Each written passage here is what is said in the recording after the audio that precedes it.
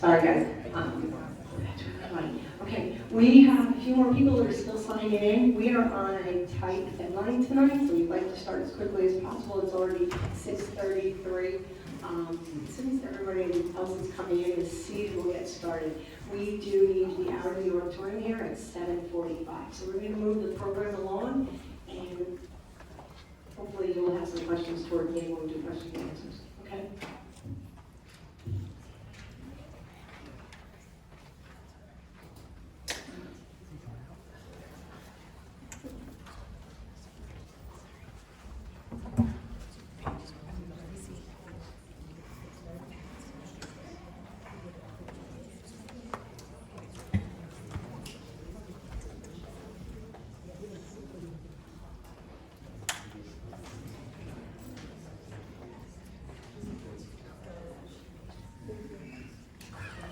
Again. My name is Kathy Kennedy. I'm state representative for the 119th. I represent parts of Milford and Orange. And I'm here with my colleagues in the Milford delegation, State Representative Kim Rose on my far left, State Representative Charlie Ferraro, along with the Milford Health Department, the Milford Prevention Council, and the Milford Health Department.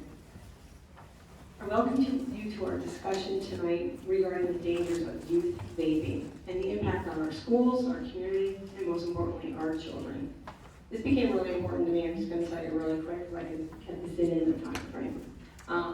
Back in October, I found out that a friend of my son's, his schoolmate, a couple years younger than him, went into the hospital in August. He died in October. He had been vaping. He did not tell his parents. He was trying to keep it a secret, but he kept getting progressively worse. When I heard this story, it just resonates when you have children. We all have children.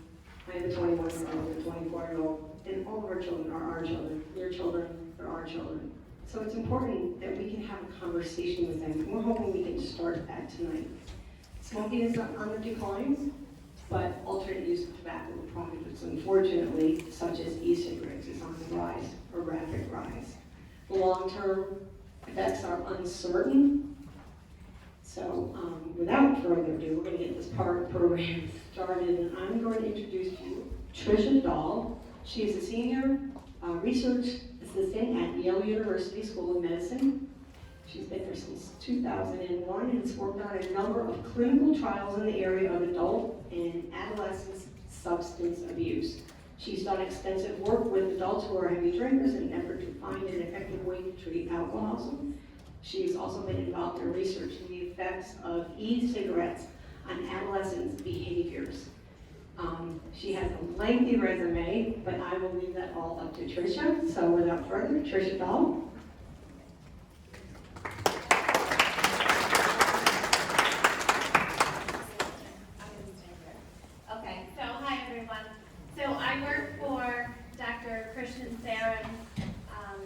In the Yale University School of Medicine, and we are on our 7th year now, our second 5-year grant, studying e-cigarettes and adolescents. We're the only people in the country who do research with teens and vaping, so we definitely have been very busy lately. So I just want to present you with some data.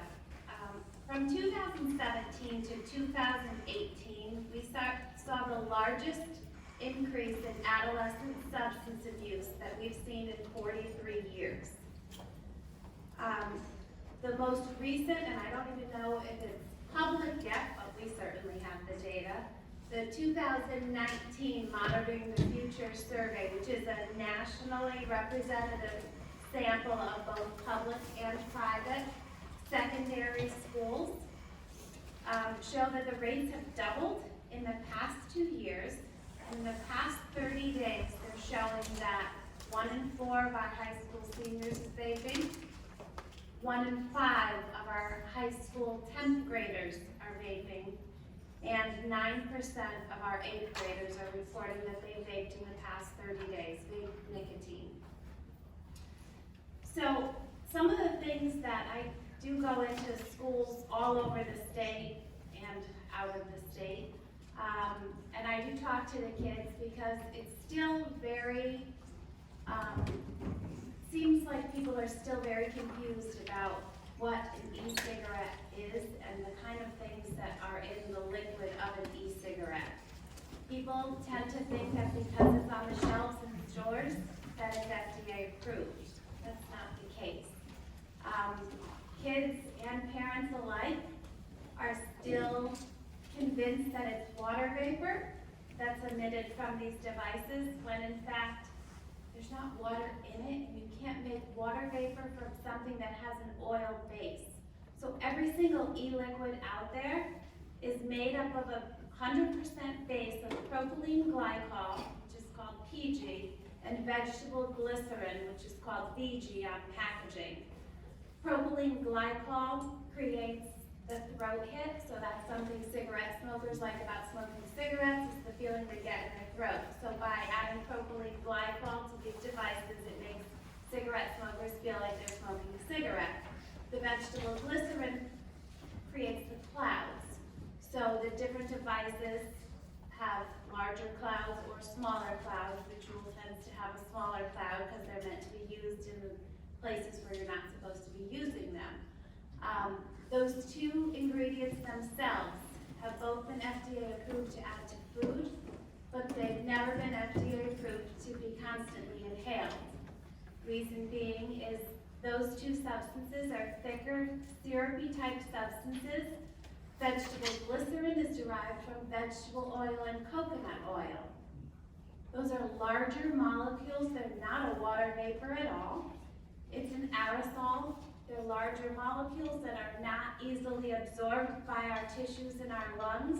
So those particles are clinging to the lung tissues because they're not absorbed by our lung tissue.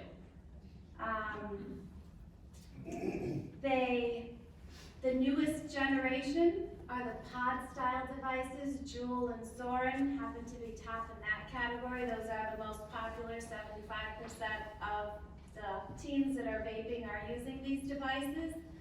Salt-based nicotine is free-based nicotine, which the older generation devices have, but it adds salt to these nicotines. So once you get to about 16 or 18 milligrams of nicotine, it's very harsh to vape. It's very uncomfortable. So by adding salt or benzoic acid to these free-based nicotines, you can have much higher levels and it's much easier to vape. Problem being is Juul, which advertises as 5% nicotine, doesn't sound like a lot to kids, and we know this because we're in many high schools doing our surveys with them. They think 5% is pretty low. Juul has 59 milligrams of nicotine in their pods. That's 200 puffs a pack of cigarettes. The kids that we do our research with tell us that they're going through a pod in 1 to 2 days. That's the equivalent of a pack of cigarettes in 1 to 2 days. These are kids who have never touched a cigarette before. With benzoic acid and heat, which all of these devices have, and vitamin C, which many of the liquids have, the combination of those three creates a chemical called benzene, which is a well-known carcinogen.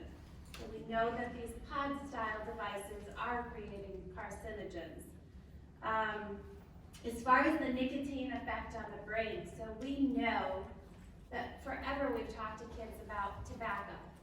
We've never ever mentioned nicotine to them, so they have no idea what kind of effect it has on their brain or their body for that matter. Nicotine is a stimulant and it's highly addictive. When a child inhales it, it goes through their lungs to their brain, to their pleasure center of their brain, releases a chemical called dopamine. It gives the kids a temporary feeling of pleasure. That's what they like about it. The problem is our body naturally produces dopamine. So when they ace a test or they win a game or it's their first day of summer vacation, that feeling of elation that they get is their body's natural production. When somebody vapes on a regular basis, their brain says, no reason for me to keep producing all of this dopamine. Something else is coming on board creating this chemical. So So it slowly cuts back on the amount of dopamine that it produces. Now when the child decides that they no longer want to vape anymore, they don't feel the way that they used to. The things that used to make them happy aren't making them happy anymore. That's because those pathways have changed. And our adolescent brains, up until 25, change. Once you change the amount of dopamine that your brain produces, it's very hard to get those levels back up. It's not impossible, but it definitely takes time. Nicotine directly affects adolescent memory, attention, and learning, and those things are even harder to change back after 25 years old. It affects other parts of the body as well. So it affects their heart. That amount of a stimulant on board releases adrenaline, gives them that fight or flight response. This is why we think so many of the athletes think that this is a great idea to do on the way to a game. It gets them pumped up, but they don't realize that it's not just affecting their hearts, it's affecting their lungs. All of the chemicals in these e-liquids are inflammatories. They're causing inflammation in their lung tissue. There's also ethanol in quite a few of these e-liquids. Fancy name for alcohol, guys. Alcohol is toxic to your brain, depending on the levels of it. Not only does it affect the lungs, but it also affects there's a muscle on top of the stomach that keeps the acids down. When you have this much of a stimulant on board, it relaxes that muscle, and it's causing increased acid reflux or heartburn. We know that it's affecting their reproductive organs, and it's also affecting their pancreas. So, as we all know, the pancreas makes insulin. Insulin controls your blood sugar levels, so all our organs function the way they're supposed to. Someone that vapes on a regular basis does not produce enough insulin. Their insulin levels are cut back, so their blood sugar levels are not where they're supposed to be. This is still very new. Have we seen anybody have symptoms of diabetic, that of a diabetic? Not yet, but these are things that we see in animal models, and we know to look out for them in humans. We've also seen what's happened in the news with animal models and have just had no idea it was going to start happening this fast with humans. Just want to get through. Oh, so vegetable oil, too much of the vegetable glycerin in your body converts to lactic acid. When you have lactic acid build up, you get increased muscle pain, cramps, and aches, which we're seeing a lot more in our athletes than we ever have before. If kids want to use these, unless we educate them and start talking to them, you're never going to be able to stop it. The devices are so novel, it's hard for me to recognize some of these newer ones that come out, including vape watches that they have now, that I could be wearing now, no one would even know. The hiding places, all you have to do is search on Amazon on ways to hide your vape.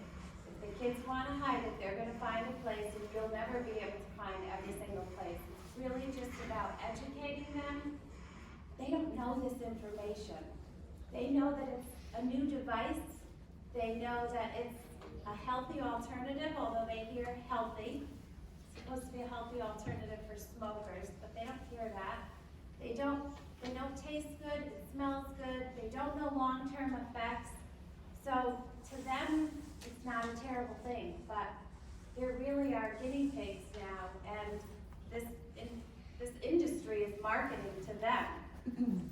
The 15,000 flavors from Lucky Charms and bacon to unicorn puke is definitely not being addressed to adults.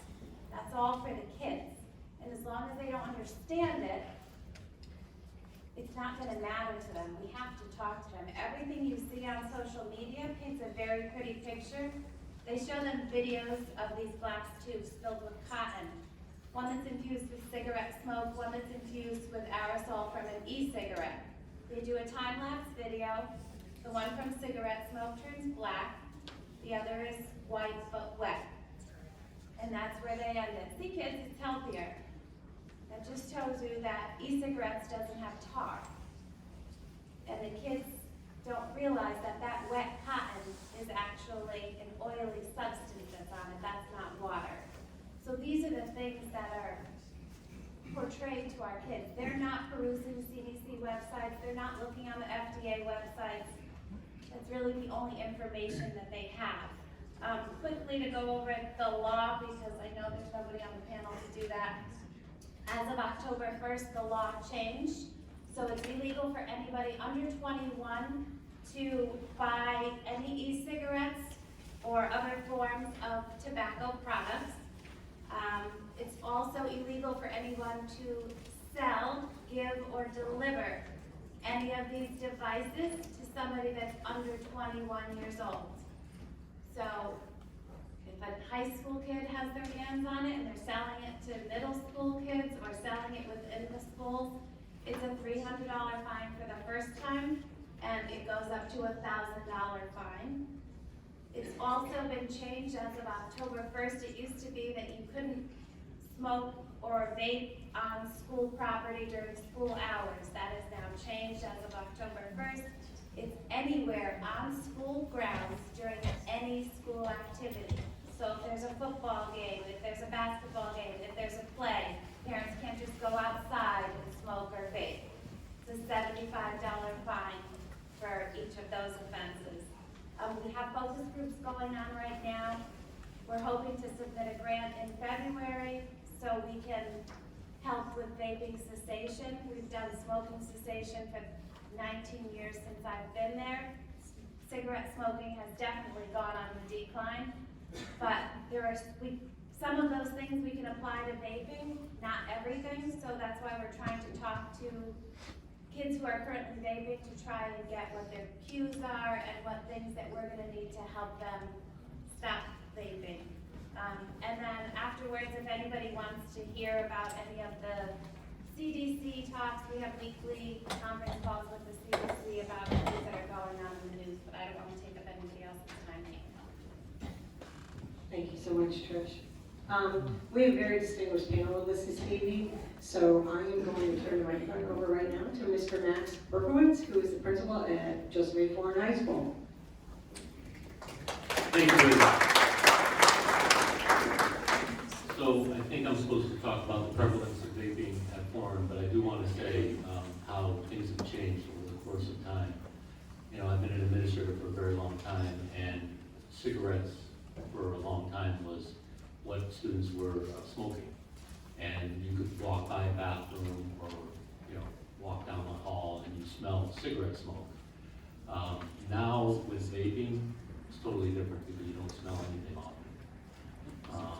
Also, there used to be when I was in high school, there used to be a smoking lounge outside, and that shows you how old I am. But, you know, it's changed so much, but the philosophy of students, I don't think has changed that much, because a lot of students feel they can live forever. And I think that's a big part of the problem, that they think that vaping is healthier than cigarettes, because for a long time before vaping came around, there really wasn't much smoking at all, at least from my experience. And then once vaping came around, you know, they thought, oh, this is a healthier alternative. You know, I'm a teenager, I can live forever. And because the vaping companies were marketing to teenagers with the flavors, it became something that was enjoyable to them.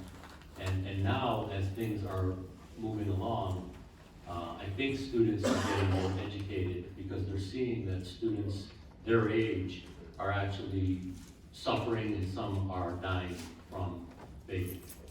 So, you know, just to give you an idea of what's going on in Foreign is that it's widespread in the sense that it's not just a small group of students. Over the course of the last couple of years, I would say it's all different types of students, athletes, non-athletes. Things that we've tried to do is really educate students. People like Tricia are coming in a couple of weeks to speak to our students. Janelle Jesse from Smoke Stoppers from St. Vincent's have come in. We've had students make public service announcements, like my friend down there, Ellen Patton. We try to educate students, even if they're caught vaping and they happen to be in in-school suspension. We make them do some research on the health effects of vaping. But it's very difficult. And it's also, sometimes, you know, you really don't know how many students it's affecting because it's extremely hard to catch them in the act because they can hide it so easily. So, you know, I just want my goal for students, and hopefully everybody's goal should be to be as proactive as possible and educate students so they don't feel the effects health-wise. Obviously, we don't want to get to the point where we have to catch them and maybe discipline them or put them in school suspension, because that's not really going to work. What works is education, hopefully them coming to the realization that this is really bad for them. You know, so it's an ongoing battle, and I know my colleague, Fran Thompson, has been in the forefront of trying to get the word out there. So I think I'm going to hand it over to him right now. Thank you. Good evening. So Jonathan Law's story goes back a few years. We've been dealing with this issue before it became the forefront. But we knew something was going on. The story of Jonathan Law, I would say 2.5, 3 years ago, started where teachers noticed students were leaving class and not returning. So it was a bathroom break, but it wasn't a 5-minute bathroom break. All of a sudden, it was 15 minutes, and then 20 minutes, and there was multiple people. And so they were losing instruction time, and nobody really knew why. So as we started to recognize students were congregating in the bathroom, again, we didn't know why, but when groups of teenagers congregate, things tend to happen. So, you know, there turned out to be a wrestling match in the bathroom, in the boys' room, in the sink broke, or in the girls' rooms, students were like bringing blankets and hanging out there. It was bizarre, but it was our reality, so it wasn't, nobody was really sure why. And then we came upon, when we asked the kids what's going on, we realized that this was an issue, and it was a growing issue, and it was not something, vaping was not something that as adults we were really aware of at the time. So we did what any adult would do, we punished, right? We closed the bathrooms, and that was a big thing. And that was wrong at the time, that's all, we kind of knew what to do, but we realized that this was a community problem, a school-wide problem, so I put it back on everybody, and I said, what are we going to do to fix this?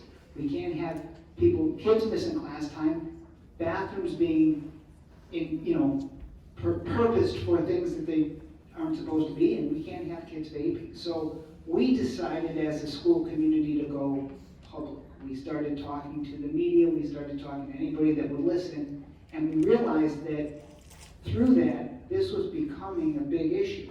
And 2 years later, it was becoming a national issue, and it was an epidemic. And here we are today. I think Mr. Berkowitz articulated it beautifully. It's the only way that this is going to become, we can combat this is through education and information. As Tricia said, and so accurately, if the industry has made it so accessible, and whether it's through watches now, or actually designer clothes where you can hide a jewel, or you can hide a device, it's become so accessible now that it's not something you're going to be able to punish away. You've got to inform. And if we can, as a community, recognize that the information kids should know is what they're ingesting is toxic. And you don't need necessarily the long-term studies, because we're all intelligent people, to know what you're ingesting is not water, and even in an oil base, it's going to be in your lungs. And through social media, which we all get nervous about, kids are actually seeing the devastating effects across the country.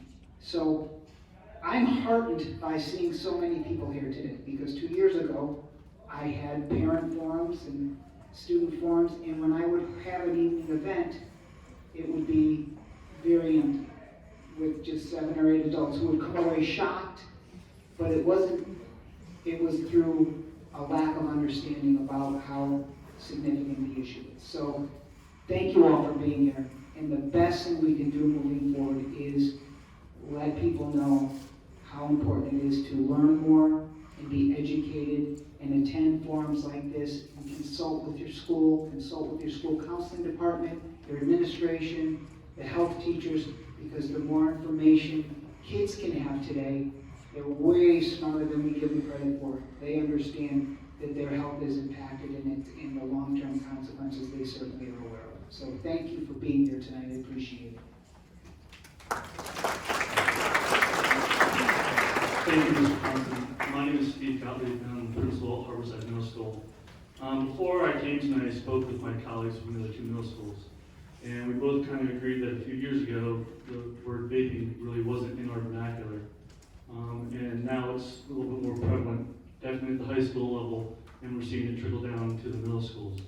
But not as prevalent, based on what Trish said, 9%, still alarming number that middle school students are starting to engage in this. Maybe it's because of an older sibling or something they see on social media. But what I want to really address is what we try to do at the middle school. And starting in 6th grade through health classes, students start learning about the ill effects of drugs and alcohol, tobacco. And again, the word vaping is starting to move into that as well. So each of those 3 years, the students receive some sort of education in school, which hopefully, as they move up, we're being proactive in trying to stop the kids and help them make informed decisions based on knowledge. And I'm going to reach out to all parents who are in the audience tonight, because it's great that we're starting in 6th grade, but it really starts at home. And the fact that you are all here tonight shows that you understand the importance of this and that we are in this together. The numbers are alarming, and students don't understand the ill effects that happen. Just like the high schools have speakers come in, the middle schools have had some people come in. In a few minutes, you're going to hear from Dr. Werner regarding some stuff that's going on with Yale University as well. But it's, the information that was shared earlier is frightening. But you know what? I think 6th graders can start to hear that, because they're at the developmental age where their brain is the most moldable. And if we don't get them to understand at an early age what could potentially happen, then we're going to lose them. It's just like with reading and math. If we don't start between 0 and 5 at a certain level to start preparing them from school, then it's going to be more of a difficult time for them to move on. So the better we educate them from school at an early age and at home as a partnership, the better off we all will be. So thank you for coming tonight.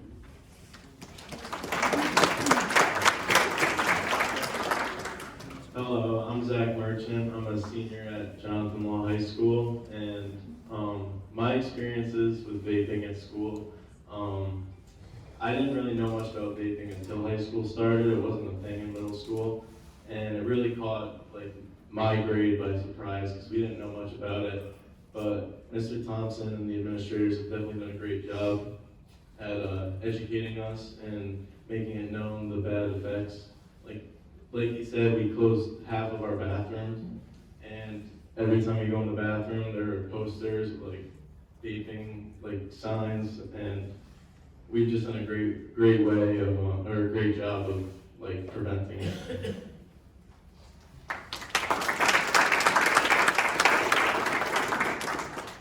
Hi, my name is Belle McPadden. I'm a senior at Warren High School. In my opinion, I think that vaping has become a trend, and I think that's a big reason why students decide to engage in it.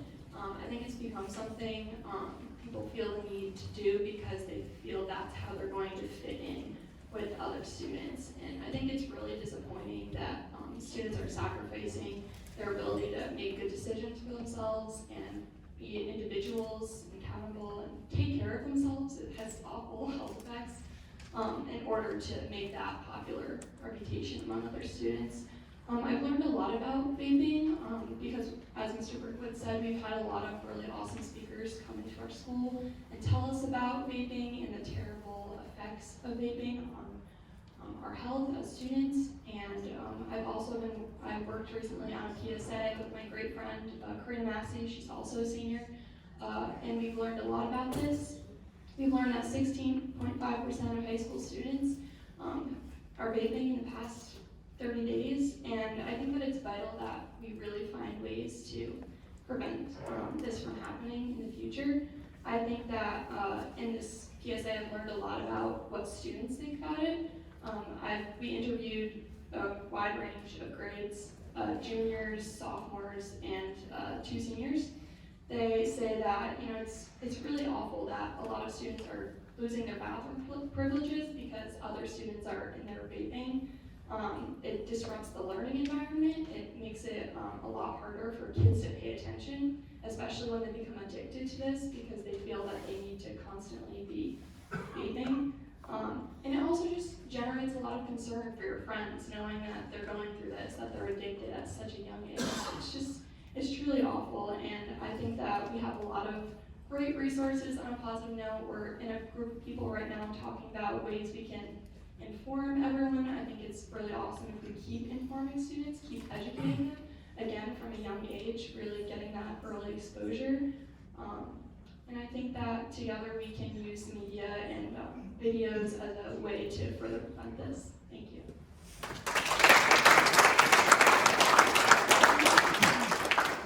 Hi everyone, good evening. My name is Todd Forty. I'm not a vaping expert by any means. Certainly not a medical doctor or administrative expert like the other folks on this panel. And as you can see, I'm a former vapor, so I'm really not that bright.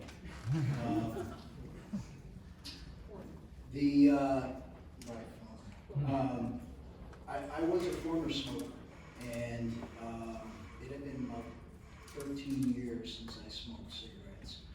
And I just picked up vaping very, very casually, just hanging out with some people that were vaping over a weekend. And I decided I really liked it. It was something I was gonna do. I went out and bought myself a setup, and I didn't view it like smoking. I didn't view it the same. When people ask me, "Do you smoke?" I would say no. I would go to my physical. I tell the doctor I don't smoke.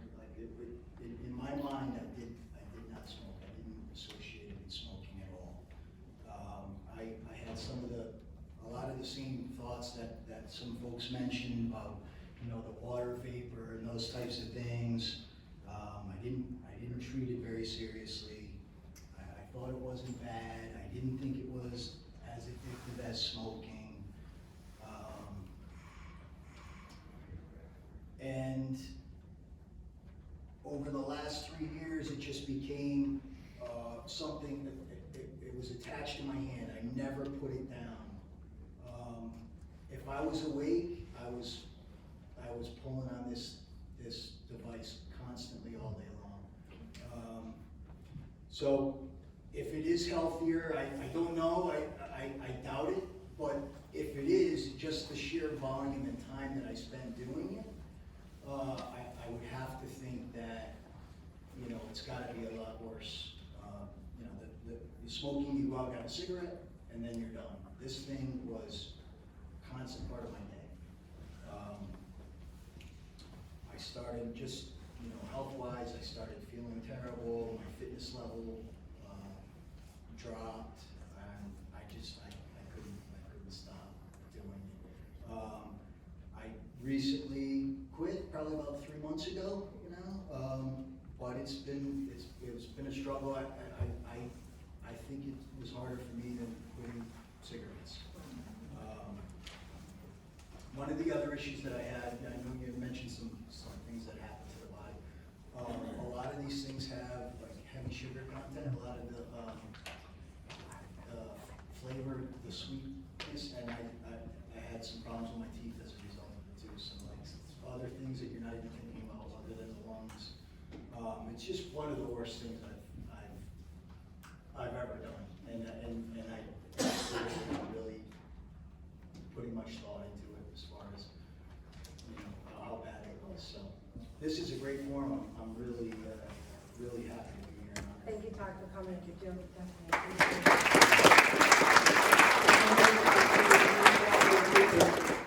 I understand that with, there's cinnamon bun and all these other flavors.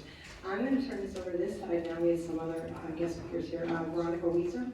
She's a postdoctoral associate in the area Play for Real Lab at the Yale Center for Health and Learning Games.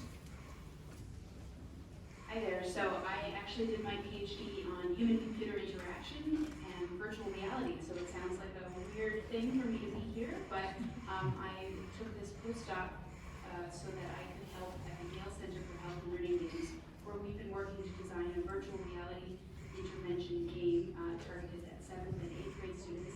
And through the cooperation of the Milford School District, we did a randomized controlled trial of this game with 7th and 8th graders in Milford schools. So this game, I think, is a really powerful way to get at kids through a medium that they are really interested in, which is video games. And this game we've designed takes advantage of a microphone on board the virtual reality headset so that kids actually have to use their own voice to earn points in this game by correcting their peers and resisting peer pressure to vape. So as a player of this game, you progress through a narrative stories that we designed with input from Milford students. So we had 50 Milford students come in and do a focus group, and they told us where kids were vaping, when kids were vaping, all about the dealers, and we modeled these stories into our game so that we could prepare kids in a safe environment of this video game to resist these peer pressures and practice saying no, but not just saying no with a joke, or saying no by making an excuse, giving kids real strategies that they can use when they encounter these situations. So I'm really happy to be making a difference for kids, because I think that this is a really terrifying thing, and we need to educate kids from every possible direction, including designing things like video games that they can really engage with. So thanks for having me here.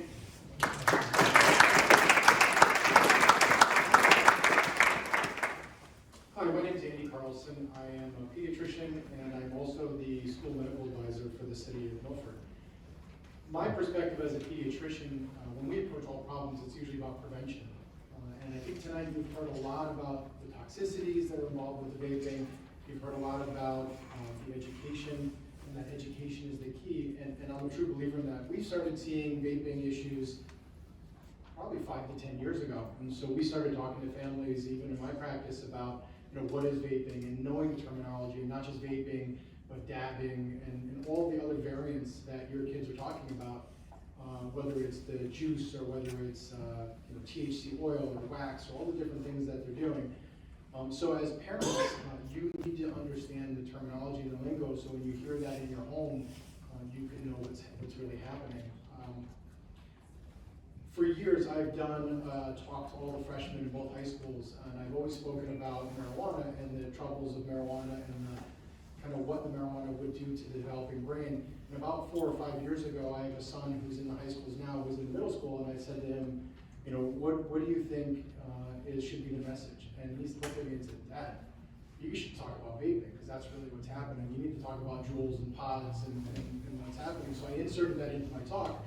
And it was actually at Jonathan Law, and what was really interesting is one of the custodians came up after and said, that's what those little things are that we keep finding in the bathrooms. And so, learning what to look for, learning how to find the stuff will help you.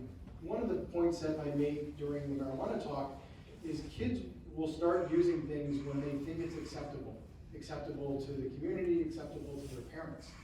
And when you look at the rates of acceptance of parents to things like marijuana and vaping, it directly correlates with how kids are going to use that. And so it starts in your homes. We can do all the education in my office, we can do education in the schools, but unless it's following through in home and starting early, middle school, you're almost probably a little bit too late.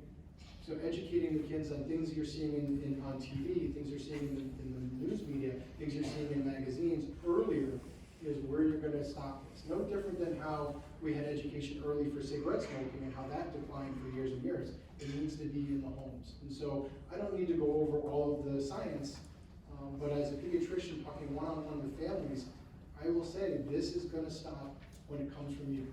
When you talk to your kids about it, when you emphasize how bad it is, and you show them that it's something that's going to hurt the long term, that's when we're going to get ahead of this.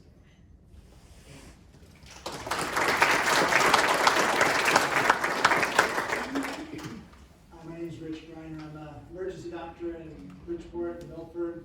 I've been a community ER doctor for about 15 years, started at Bridgeport about 10 years ago.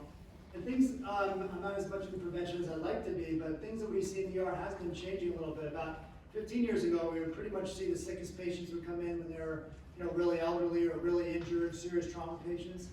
About 10 years ago in the Bridgeport ER, 10 years ago, we started seeing a third type of patient, which was a younger overdose patient. That's what really scared me. That's what really got me involved in prevention. And that, reminds me a little bit of this. I mean, if we could go back to the early 90s, mid-90s before, if people were so into opioids, this might be a chance kind of like it is now.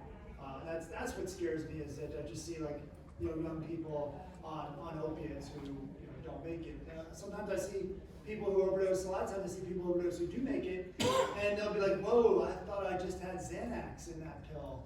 Or another guy said, that was too good to be true, that deal.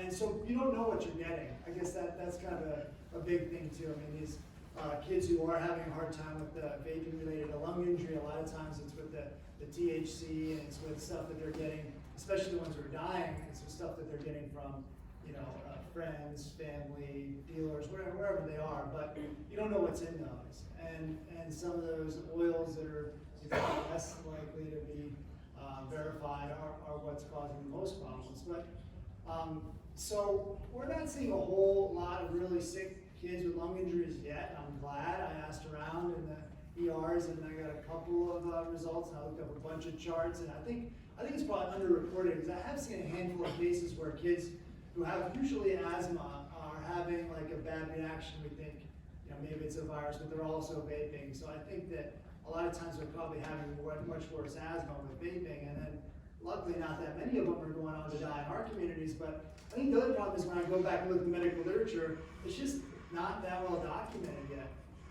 There's not really a good way to say vaping-related lung injury in the medical literature. So it's hard to find. We're not seeing it too much, which is good.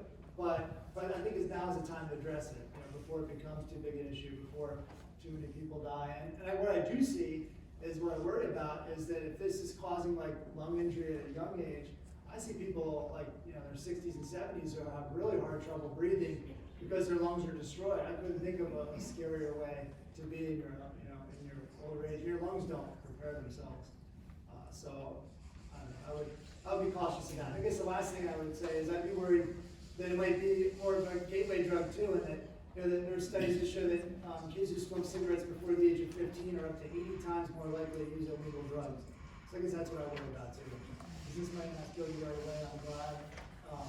But if we can just keep kids away from it by education for a few more years, and they're better able to make better decisions and have better chemistry in their brain to fight this off or to deal with it, I think we'll all be better off.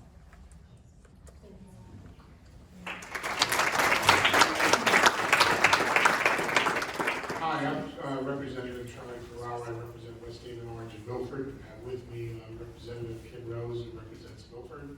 And we both really have the same topic, which is basically to talk about the laws that were recently implemented in the General Assembly in Connecticut, and to talk about what future direction we might take with future legislation.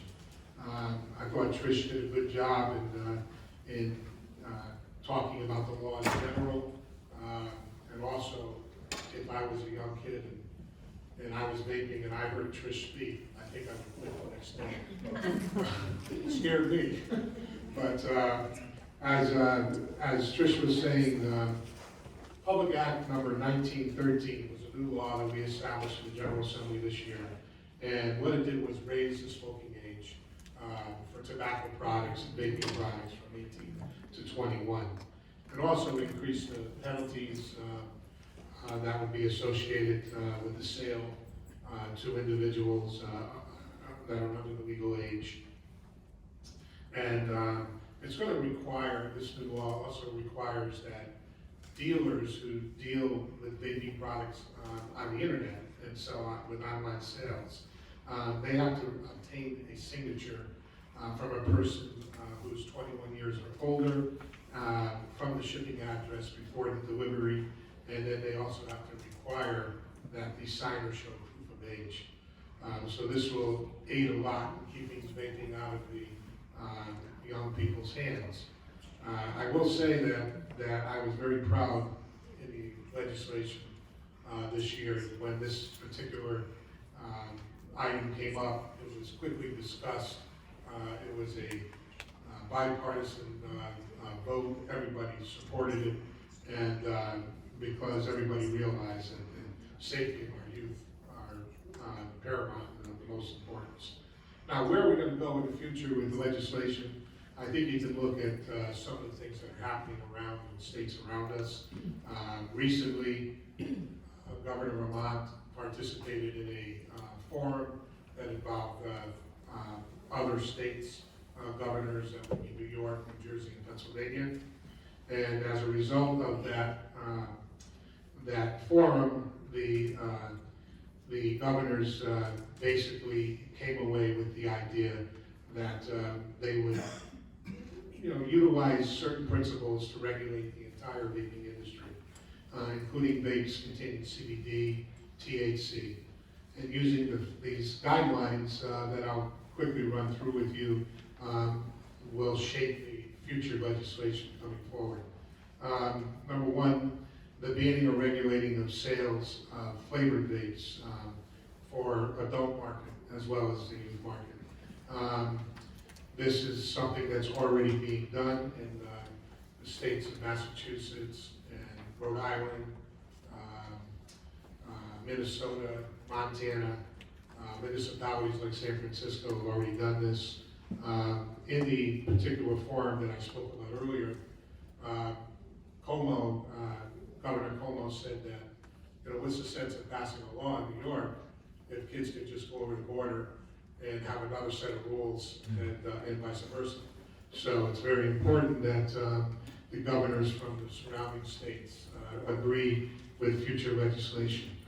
Another thing in the future will include the implementation of vape product safety standards for nicotine and cannabinoids that also include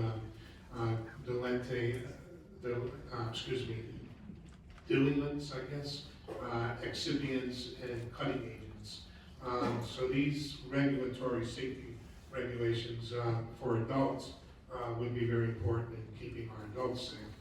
And one of the things that was brought up earlier was the temperature at which the vaping is being done at. There's some discussion in the future of regulating the amount of burn temperature because the higher temperatures they have found evidence are leading to more physical problems. And increasing enforcement actions to prevent the sale to minors is also going to be in future legislation. So I think that pretty much covers where we're going to go in the future. I would like to commend the Milford Prevention Council for the work that they have been doing all along in the billboards that I've seen up that have extolled people to discontinue vaping, escape the vape, I believe is one of the slogans. The work that the Prevention Council does here in Milford is amazing. And I just want to shout out to them for the good work. Thank you very much.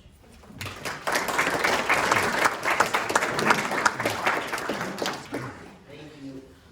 I'm Kim Rose, and I represent Milford, the 118th District. First of all, thank you all for being here. As Fran Thompson said, it's a testament to the care and your children, and it's important discussion. With what Charlie just said, we can legislate till the cows come home. Let's face it, we're going to try and think of every little thing, and once we figure out something, we legislate it. There's going to be an underground in China making it just a little bit different to get under the laws. So as much as we'd love to go to Hartford and say, we can take care of this problem, we can't. And unfortunately, it comes all back down to the households, the parents, and the educators. And thank you so much for all being here because you care. Kids, go out, talk to your friends. Parents, go to PTA meetings, talk to your neighbors and your friends, and let's all work together to do the very best that we can for our children. Thank you.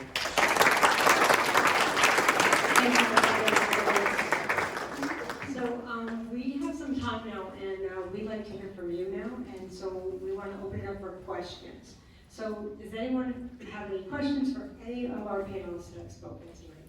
I'm Lil Vecchia, Chair of the Prevention Council. And to our legislators, why isn't enough commercials for TV being allowed? How come it doesn't fall into the same as tobacco commercials? We're talking about the Juul commercial. Yes. Juul just recently came under lawsuit from the state of California.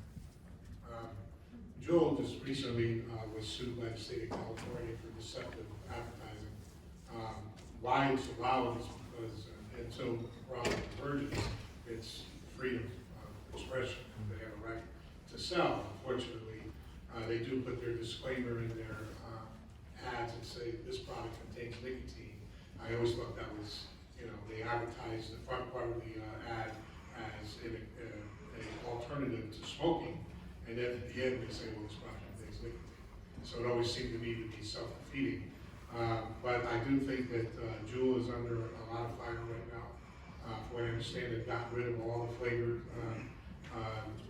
vapes, and they're only doing tobacco vapes now, and they're being reviewed.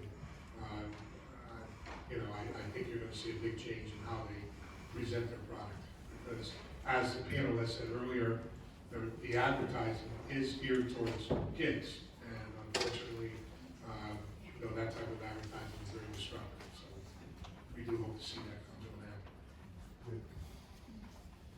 Thank you. I also want to acknowledge our Milford Police Department is here, and they can also answer any questions. I believe some of our SRO officers are here. Hi, I know you talked about the vaping cessation, so where are we sending our kids now to have them get some help? So right now, anybody that calls us, what we're telling them is to use, I'm speaking of like youth and social services and counselors that contact us, we're telling them to use what they know right now from smoking cessation, because it is, in the end, an addiction to nicotine. The problem is not everything is gonna work because the cues are very different.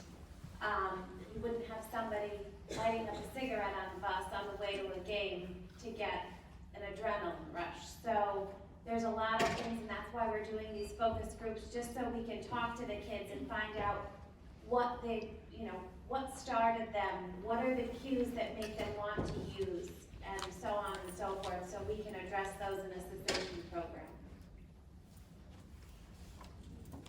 We have a lot of students here. I'd like to hear from the students, possibly about peer pressure, anybody have a question? Or if anyone doesn't want to reach out with a question, if you want to write down your question, we hope they take it that way.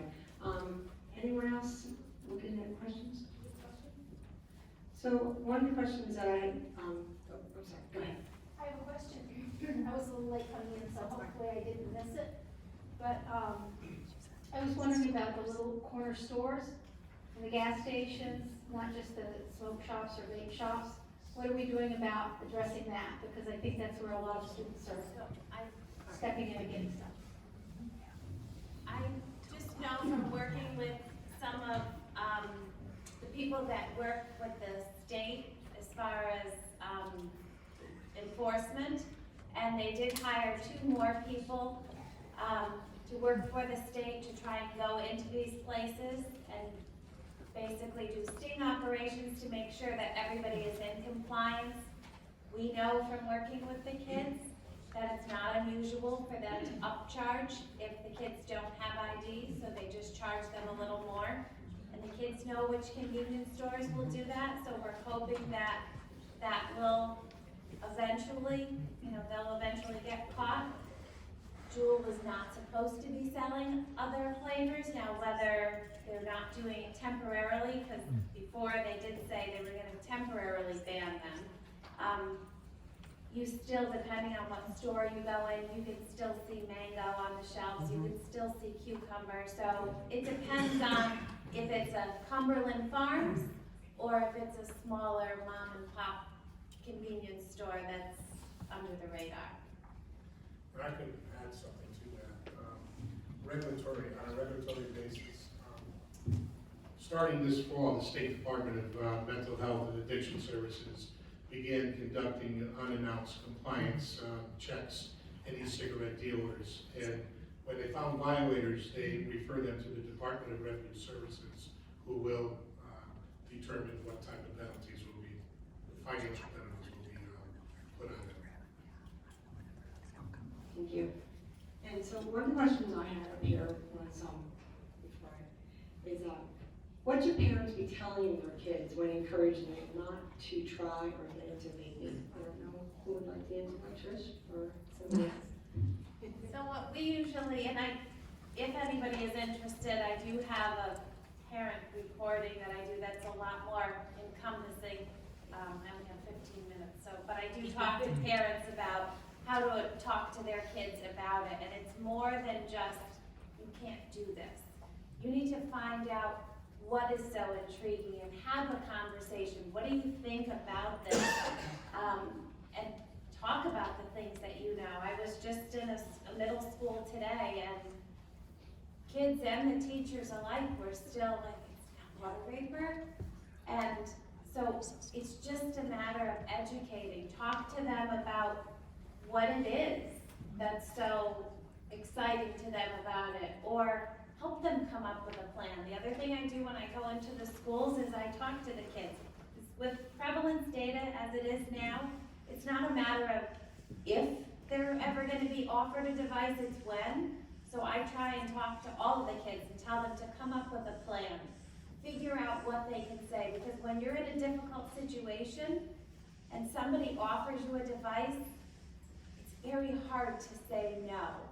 I had a parent come up to me and tell me her daughter is a freshman on a varsity tennis team. The seniors are vaping on the bus and offer her a device. That's a hard situation to be in. It's very unusual for a ninth grader to be on a varsity team. So, I tell them, come up with a plan, because peer pressure is ultimately the biggest reason why people start vaping. So if you can come up with a reason ahead of time, it's better to have a plan and not need it than not have a plan and need it. Thank you so much. We were talking about this at the last prevention council meeting. Apparently there's a product on the market today that parents can test their child. And it gives the child the out to say, I can't because my parent's testing me. And I was just going to address that, because we actually have some samples for the parents out here where you can actually test your children, and that would be a great out for your child. Because if you're on the class, whether it's sports, drama, whatever program is you're in, you can just say, hey, okay, yes, my parents are going to check me, so I can't do that. Put it on your parents, that's always the best way, right? I just want to piggyback on what Tricia said. So the peer pressure is the biggest thing. We do a lot of social and emotional learning in the Milford Public Schools, starting at the elementary level and going up through middle school and high school.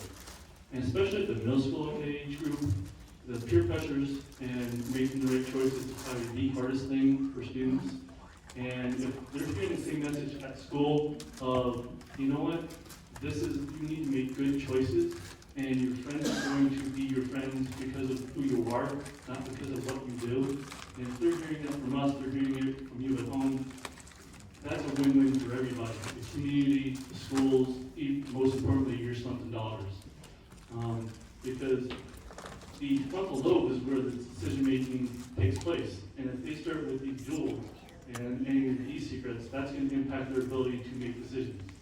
And that's why it's imperative that we all work together and start having those difficult conversations. I know for myself, it's not easy being real and saying this is exactly what happens to your body. But for better or for worse, our sons and daughters are flooded with information more than we ever had it. They have it on their phone. They can find information real fast.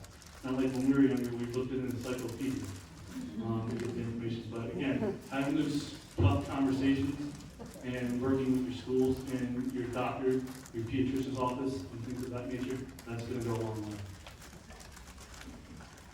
Thank you. And we'll take more questions, but I just wanted to remind you that we do have a table back there. Milford Prevention Council put together a wonderful table. They have some samples of devices. I will be totally honest with you. I'm not sure, and I don't know how some of the other parents in the room feel. I'm not sure if I know what some of the devices even look like, okay? And that's kind of scary. So I don't know if other parents feel that way, but there's sometimes I'll look at it like you were mentioning the watch. Oh my gosh, I would never think to look at the watch. And then of course, where they hide things in the room. So They do this really for the parents to look at, but I wanted to make sure you took a look at the table that Karen, I know it's a question. Hi, actually, I'm a teacher of voice. Okay. I'm a former health educator and now I'm a hypnotist. So for those of you that are looking for hope, I can tell you that I have seen dozens and dozens of kids that have come to me to stop vaping. And it's very effective, very effective. But not only that, I see kids that are vaping, marijuana and THC. And what they don't know about the THC, with the jabbing, is that until they have a psychotic break, where their brain totally shuts down, they don't realize the danger of it. And some kids that are vaping marijuana